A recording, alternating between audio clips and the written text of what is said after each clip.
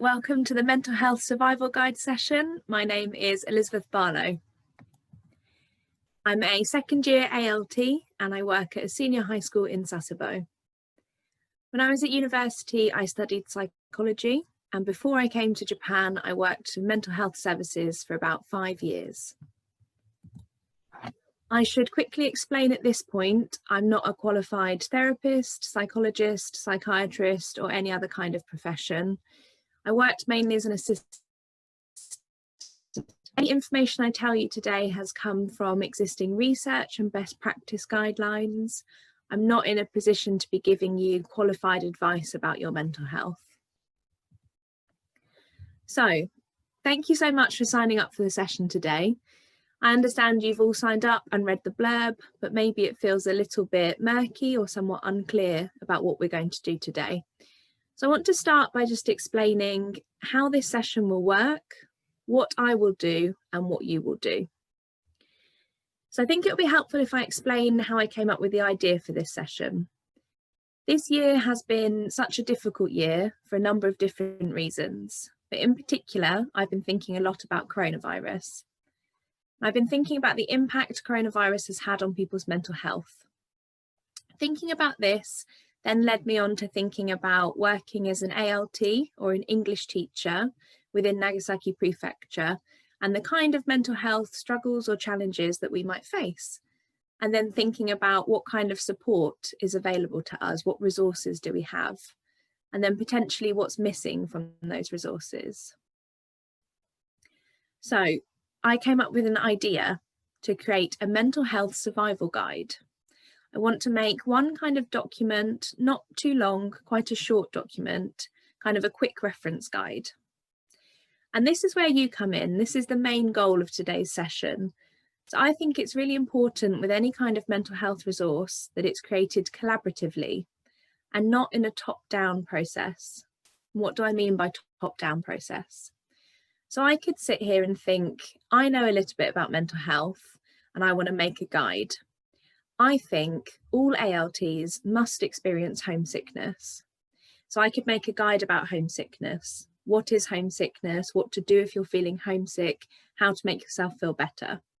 And I could give this guide out to everyone. You could get this guide and think, this is great, but I never really feel homesick.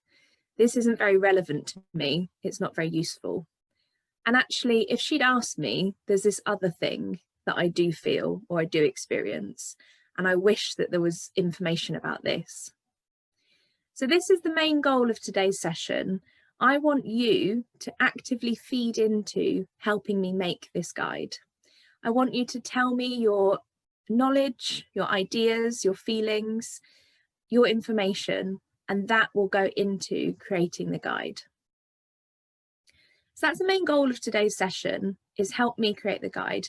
And you will do this through group sessions. And I'll explain this in a lot more detail when we get to that point. But you will have short group discussions and you'll discuss a few questions. I will give you more information about this later, so please don't worry. What will I do? So I'll start by kind of setting out the parameters of what it is we're going to talk about today. I'll cover what is mental health, a couple of common mental health conditions, and how Corona has impacted on people's mental health. Then we'll get to the real work of this session, the group discussions, and you giving me your knowledge and information, which I will later then put into a guide. So without further ado, let's start. This year has been an incredibly difficult year in every country around the world for a number of different reasons. I saw this meme at the start of this year and it really hit me. I thought when people look back in the future, we're definitely going to remember 2020. And this year in Japan has been unusual in that we've had school closures, government shutdown, lots of big events have been cancelled, there's been travel bans, lots of short notice announcements and changes have been made. It's been a very stressful year. And we know that stress impacts mental health, in that when we experience stress, it can have a negative impact on our mental health. And when we feel that our mental health has been affected, it makes it much harder to cope with stressful situations, particularly ongoing stressful situations. So at this point, it's probably helpful if I clarify what is mental health, because it's quite a big term, quite a general term. I really like this image. This image is from a clinical psychologist in the UK. Her name is Dr. Emma Hepburn, and I follow her on Instagram. She's on Instagram as a psychology mum. I think you can see that in the bottom of the image. Now, I don't know her, this isn't a plug. I just really like her approach to therapy, and I like the way that she practices. I also really like her artwork. I'm going to use a lot of her images today, so if you're interested afterwards, please check her out. So what is mental health? It's a big question.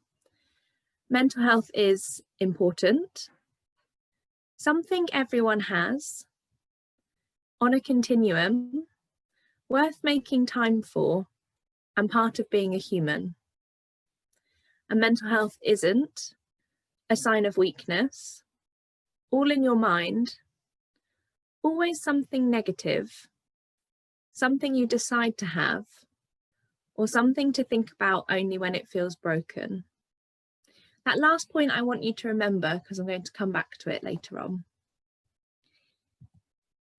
So today I'd like to start by just outlining 3 kind of common mental health challenges: anxiety, depression, and isolation. So what is anxiety? Anxiety is something we feel when we feel worried, tense, or afraid. And it's when we think about things that are about to happen or things that could happen in the future. And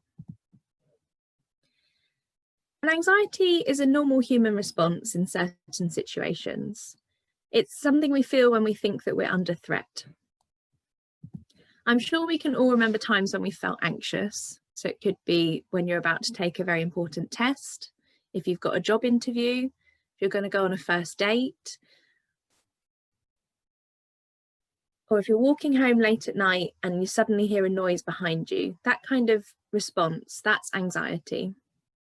We experience anxiety in our thoughts and our feelings, but there's also a big physical component to anxiety. So if you think back to times when you felt anxious or nervous, I'm sure you can remember how your body kind of changed. It might be that you felt your heart beating a lot faster, your hands shaking, feeling tense or on edge. Maybe you felt faint or dizzy or sick. All of those feelings are anxiety. And in those situations I mentioned earlier, anxiety is a completely normal response. It's a protective response. But what happens if anxiety doesn't go away? Constant anxiety can make you feel very tired. It can make you feel unable to concentrate on anything. And it can become a problem if it starts to affect your ability to live your everyday life. Constant anxiety can be incredibly draining. It's particularly common to experience anxiety when we go through big stressful events or big changes in life. And if these events could have a big impact on your life, it's likely that you'll experience anxiety. Anxiety can be linked to depression. It's not always, but it can be. I don't mean to be patronising with explaining these terms. I'm sure that you've all heard the words anxiety and depression before. I just think it's really helpful when we're talking about mental health to be very clear about what it is we're talking about, because these terms get thrown around a lot, particularly in the media. So what is depression? Depression is experiencing a low mood that lasts for a long time and affects your everyday life. Depression ranges from mild to severe. In its mildest form, depression means being in low spirits. It doesn't necessarily stop you from living your everyday life, doing the things you normally do. It just makes everything much harder to do. And at its most severe, depression can be life-threatening because it can make you feel suicidal. And when we think about severe depression, we think about more intense feelings of sadness, a sense of numbness, kind of loss of purpose or sense of meaning in anything. And people who experience severe depression, it heavily impacts their ability to live their everyday life. So people might stop going to work, they might stop eating, stop talking to friends and family, stop doing the things they usually find fun or experience joy from. And we all have times when we experience these feelings. We all have times when we feel sad. Usually those feelings pass and they don't last a long time. If they don't pass, if they start to last for a long time, maybe a couple of weeks at a time, or if they go away and they come back, and when they go away and come back, they come back for a couple of days at a time, that could be a sign that you're experiencing depression, particularly if those feelings start to impact on your ability to do the things you usually do. The final thing I want to talk about is isolation. So isolation can be thought of as loneliness. And loneliness is the feeling we get when our need for rewarding social contact isn't being met. But loneliness is not the same as being alone. What I mean by that is some people choose to live a life where they don't have much social contact and they're completely happy. Whereas some people have a lot of social contact. They might live with family, friends, or their partner. They might have a very full social schedule, but they can feel very alone. So these two things aren't necessarily the same. And by itself, feeling lonely isn't a mental health problem, but we do know that mental health and feeling lonely are strongly connected, in that feeling lonely can have a negative impact on your mental health. And also struggling with your mental health can be a very, very isolating experience. Research suggests that experiencing lonely or feeling isolated can give you an increased risk that you might go on to develop certain mental health problems, particularly depression and anxiety. So my main kind of point by talking about these three things is that they're very closely linked. They kind of go hand in hand. I want to move on to talking about the impact of corona on people's mental health. So I don't know if everyone's familiar with this image. This image is the mental health curve. And in this image, you can see two lines. I'd like you to start by looking at the faded line. So we can see a kind of bell curve distribution. And the idea of this curve is this is one person's life. It's something we all experience. So the majority of the curve is the average mental health category. This is where we would maybe spend most of our time. And then the higher end of the curve is the flourishing category. So if things start going really well in our life, we might move into the flourishing category, the right-hand side of the curve. And if things start to go badly or we experience stressful life events, we might move into the languishing category and then the poor mental health category.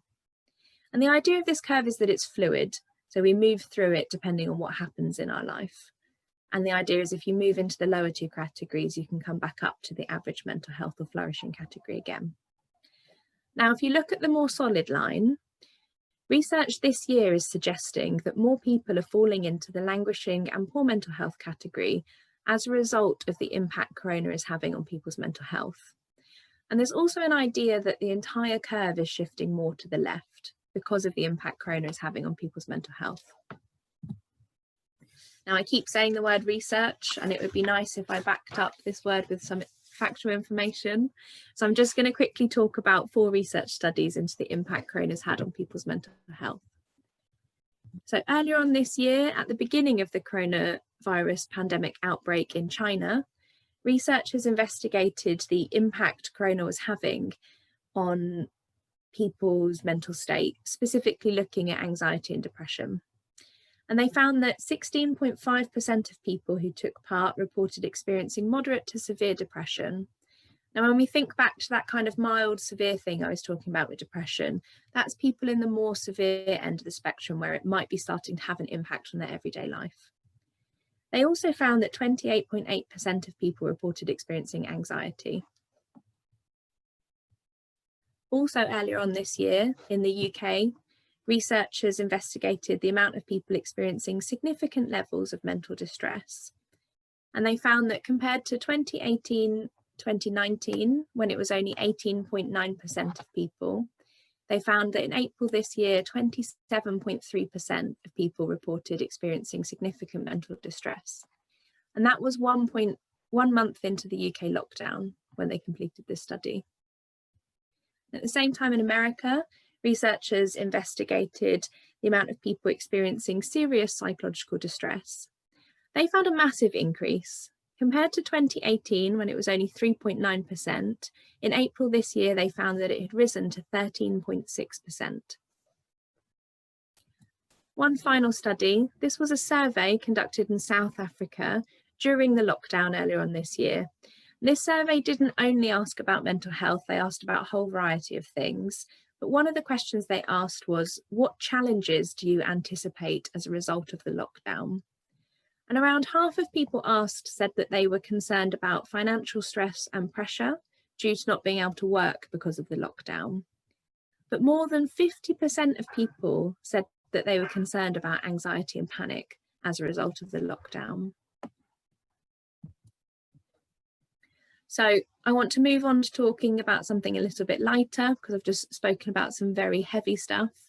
So this is coping strategies and self-care. So how can we look after ourselves? This is the types of self-care. I'm not going to read this because there's quite a lot of information. I'll just let you look at it while I'm talking.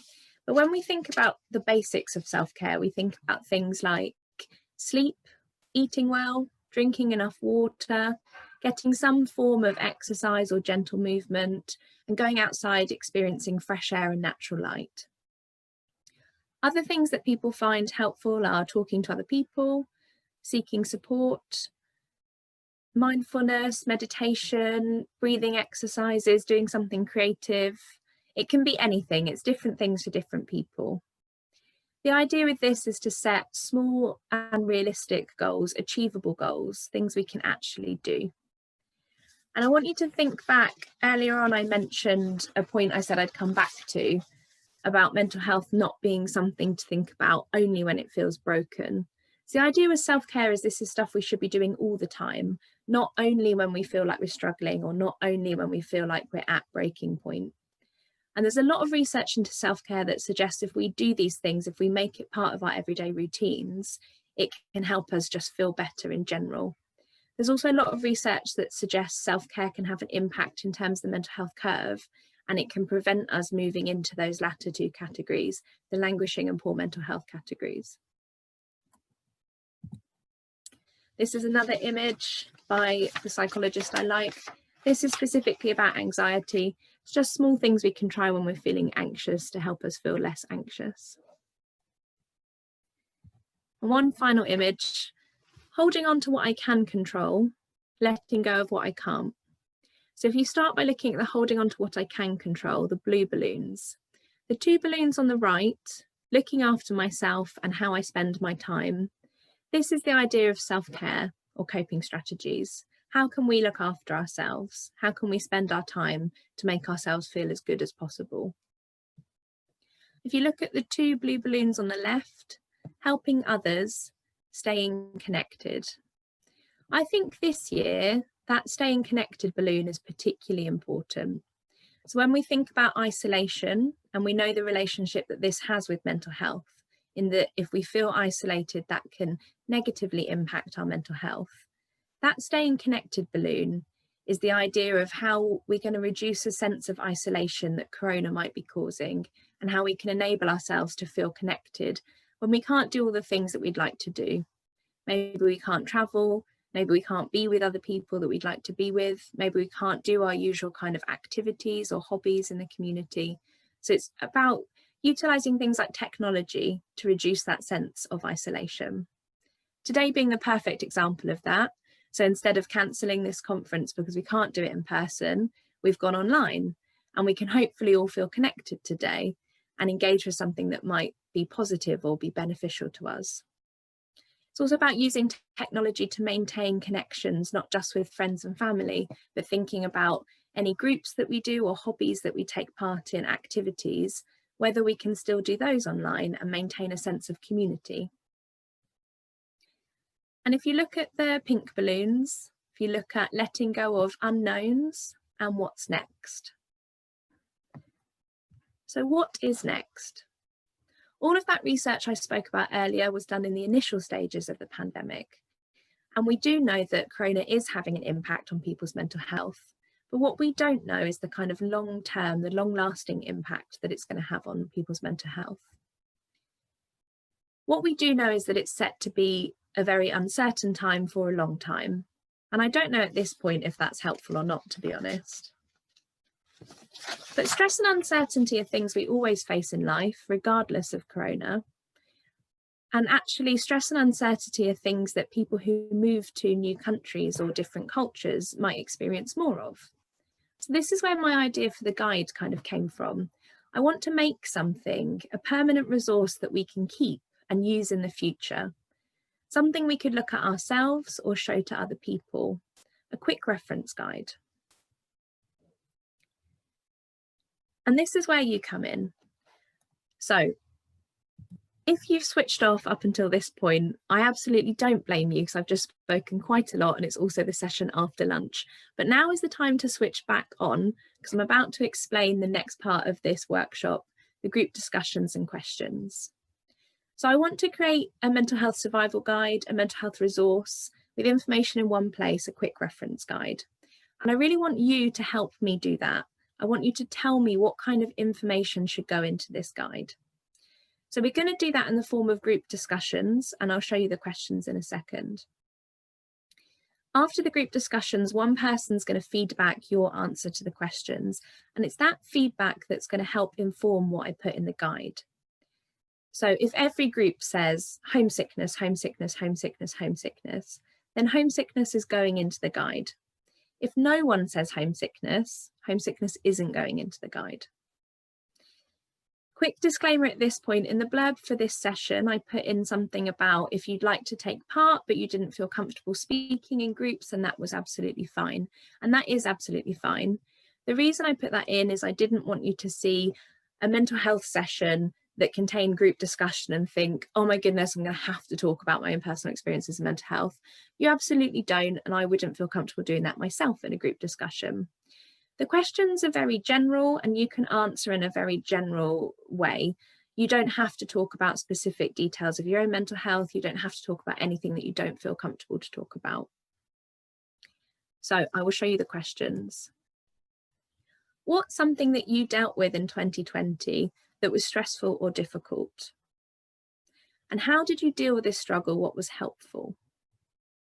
So in a minute, we're going to break into group discussions. You're going to have 15 minutes to discuss this, then 15 minutes to feedback.